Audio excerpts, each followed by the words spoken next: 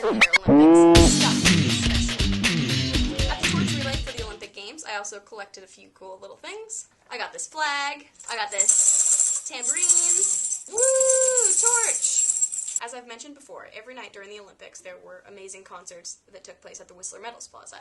And one night I got to go see The Roots, and the drummer from The Roots threw me his beautiful, sweaty towel at the end of the concert.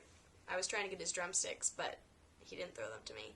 But, you know, sweaty towel's the next best thing. It's still from The Roots. I'll still treasure it forever and ever.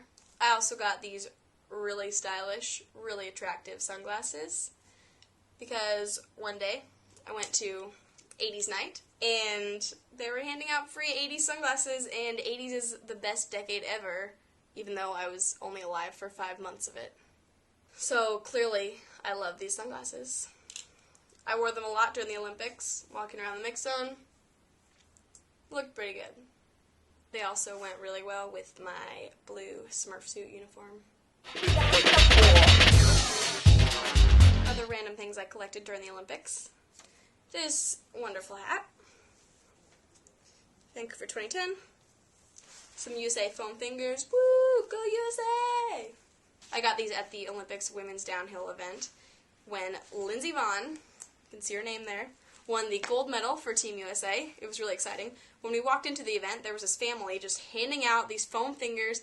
They had foam cowboy hats as well, but I don't know where mine went. Somewhere. I don't know how you lose a thing like that because it's about this big and looks ridiculous on your head.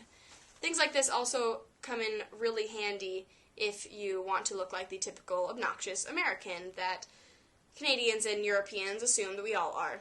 I got a little mad at my brother because him walking around with these on his hands and with the giant foam cowboy hat on with USA on the side kind of blew my cover for trying to pretend to be a Canadian like I always do. So that was not cool.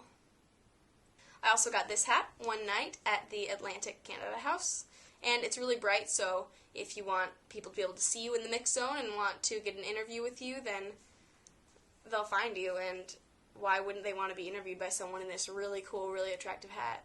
The first day I wore this hat to work, someone actually came up to me and said, "Hey, your hat's really bright." And I said, "Yeah, thanks for letting me know."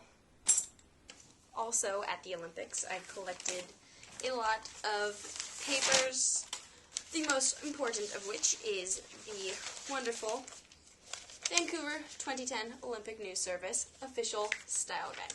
This is where I first learned how to correctly say Vancouver 2010 Olympic Winter Games.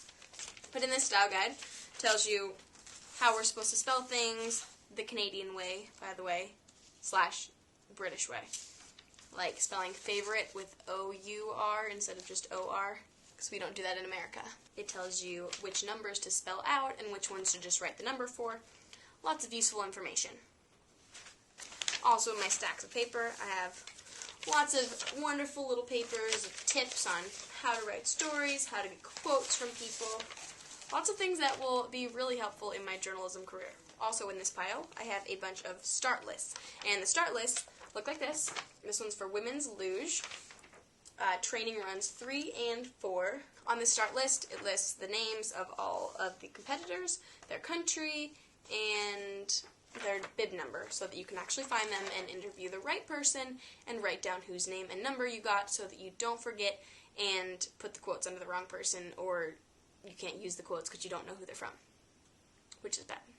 I also have the schedule from the Whistler Sliding Center, and as you can see, I color-coded it because I like doing nerdy things like that, so I could tell exactly where to be, when I was supposed to be there, etc., etc.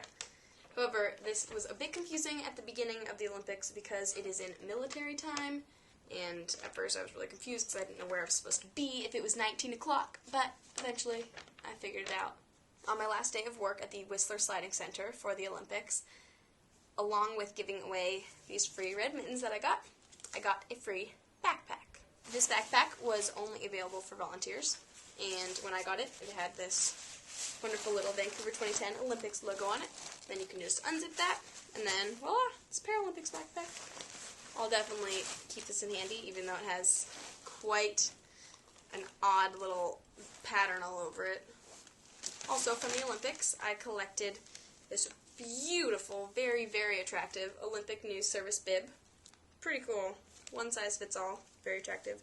I am definitely going to use this as a swimsuit cover-up in the summer. You know, I'll be in Los Angeles walking around on the beach with my mesh orange bib. No. I also got this cute little koala from my supervisor, along with an Australia pencil. And a lot of this stuff I keep in this wonderful little Go Le Monde, or Go World in English, bag that if you bought stuff at the Olympic store, it came in that bag. I also got an Olympics edition Snickers bar. I really want to eat this. It's really tempting, but it's Olympics, so I don't want to. I believe that is all of the things I collected at the Olympics.